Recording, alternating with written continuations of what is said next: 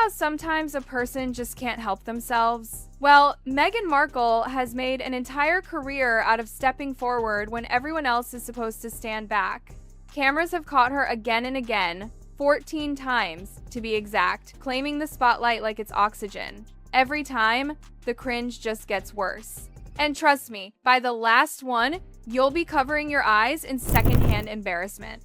It started with what looked like a simple mistake, but turned into one of the most awkward royal moments ever. Meghan and the Queen were approaching the royal vehicle.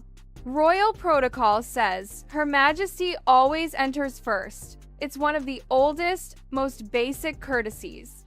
But Meghan, oh no, walked straight up and tried to climb in before the Queen. A guard had to step in and literally block her path. You could see Meghan hesitate, then lean forward again, as if to insist, until the Queen waved her in politely just to end the chaos. The damage, though, was done. That one move exposed exactly how out of place she still was in that world. Even palace newcomers learned that rule in days. But that wasn't the only time she just couldn't wait her turn. Fast forward to the Commonwealth Service in 2020, another jaw-dropping scene. Meghan was supposed to follow behind Sophie, the Countess of Wessex, and Prince Edward. But cameras caught her leaping over the seating area, literally vaulting ahead to get closer to the front. Not subtly either. Every move screamed, "Look at me." Observers later said it was one of the most calculated grabs for attention they'd seen in decades. So much so that the royal family actually requested the BBC cut that clip from the broadcast. Sophie would have stepped aside if Meghan had simply waited, but instead, Meghan turned it into an Olympic-level chair-hopping stunt that left everyone whispering. Then came the state event that made everyone in the palace squirm. Meghan and Harry tried walking into the section that holds the crown jewels without clearance. That area has strict security protocol, but apparently that didn't apply to Meghan in her mind. A royal aide had to stop them and direct them back, making it painfully obvious they weren't supposed to be there yet. When Princess Catherine arrived moments later, she handled the same space with such effortless grace, waiting and deferring perfectly to the Queen's lead. The comparison spread through royal circles like wildfire. Catherine moved with poise. Meghan stumbled through it like she was on an unplanned audition. And who could forget Nigeria, 2024, their so-called unofficial tour. Meghan took to the stage, and instead of standing beside Harry, she stepped right in front of him, completely blocking him from view. The cameras caught it. Attendees noticed. Even Harry nudged her twice, gently trying to get his space back. But she stood her ground, eyes locked on the cameras, as if the stage belonged solely to her. A woman beside Harry looked visibly annoyed. It was supposed to be a joint appearance. Yet, once again, Meghan turned it into the Meghan show. Harry might as well have been part of the furniture. It doesn't stop there.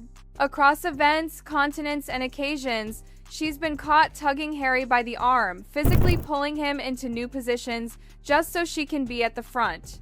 The pattern repeats everywhere. Same tug, same rearranging, same desperate claim for dominance in every photo. What we're seeing isn't confidence, it's something more desperate.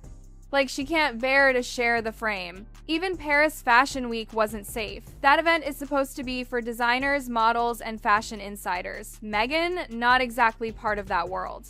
But she still managed to invite herself, calling the Balenciaga team personally and saying she'd love to attend, and of course, they let her. But when the cameras didn't give her the attention she wanted, she did something that stunned everyone. She went to the site where Princess Diana died and filmed there. Harry had spent years processing that trauma in therapy, and yet Meghan used that sacred ground as a backdrop for content. Revealed that Meghan Markle actually invited herself to this Paris Fashion Week show earlier this month. Now, the Balenciaga designer has claimed that she reached out and she said she would love to come to The backlash was swift, brutal, and loud. It was a move that even her own fans struggled to defend. Then came the infamous One Young World Summit. Meghan was invited to celebrate youth leaders changing the world. But within 7 minutes of speaking, she'd mentioned herself 34 times. 34! People in the audience looked confused as she went on about saving her name card from a previous event proof. She said that she belonged. It should have been inspiring, but it came off as painfully insecure. The youth leaders who were supposed to be the focus were left sitting there, forgotten, as Meghan turned what was meant to be their celebration into a monologue about herself. Next came the Invictus Games 2023, an event meant to honor wounded veterans. Yet, somehow, Meghan placed herself in front of the procession. Veterans, soldiers, people who'd literally sacrificed their bodies for service, all behind her. She had no military background, no connection to their struggle, yet there she was, leading the march. The optics were unforgivable. Even supporters couldn't spin that one. During one royal tour, Meghan's need for the spotlight reached a boiling point. As everyone lined up, she physically pushed through the group, elbowing her way to the front. The cameras caught everything: the shove, the shocked faces, the disbelief. Overwhelmed by this experience, I think I even saved my little paper place card that said my name on it. Proof that I was there, and proof that I belonged. Because the truth was, I wasn't sure that I belonged. I was so nervous. She just couldn't stand to be anywhere but center frame. The attention she got was instant, but not flattering. It looked desperate. It looked hungry. And then another jaw-dropper, May 2024, Nigeria, again. A local dignitary was about to hand Harry a ceremonial gift. Simple, respectful, symbolic. But before he could, Meghan stepped in and intercepted it mid-air, taking it as if it were meant for her.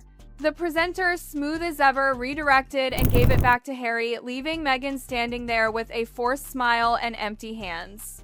Witnesses said it was a power move gone wrong, an awkward attempt at dominance that played out like a comedy sketch. Florida, Harry's polo victory. The team gathered for their traditional group photo.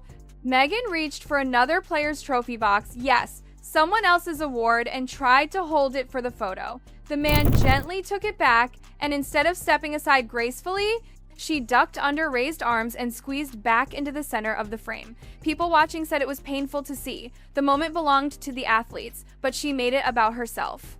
Every event turns into her personal audition tape. At another polo event, the Royal Salute Polo Challenge, Meghan went even further. Dr. Sophie Chandika, the chairwoman of the charity the event supported, stood beside Harry for photos. Cameras rolled as Meghan gestured for Dr. Chandika to move aside so she could take the spot next to Harry. Imagine that. A charity meant to highlight wounded veterans and humanitarian causes reduced to another Meghan-centered moment. She got her photo. But once again, it was all anyone could talk about for the wrong reasons. Even the 2018 British Fashion Awards weren't safe. The event had a script, a host, and a plan. Rosamund Pike was supposed to present. Meghan arrived, ignored the entire setup, and just took over the stage. Organizers scrambled behind the scenes as she strode forward with full confidence, speaking as if it had been arranged that way all along. Witnesses said the chaos backstage was unbelievable, staff running around, trying to adjust in real time to her unexpected takeover. It was pure audacity in motion. And the irony? Every time she steps ahead, trying to be seen first, it only fuels the perception that she can't stand being second to anyone, even her own husband. The more she pushes forward, the more the public pulls back, labeling her self-absorbed, entitled, impossible to share a spotlight with. Still, she carries on, chin high, smile polished, pretending not to hear the whispers.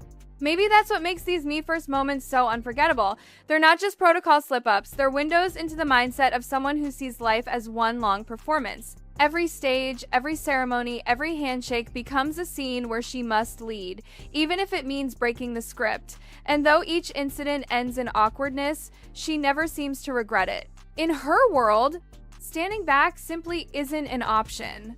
Because if the camera's rolling, you can bet Meghan Markle will always find her mark front and center, no matter who she has to step past to get there.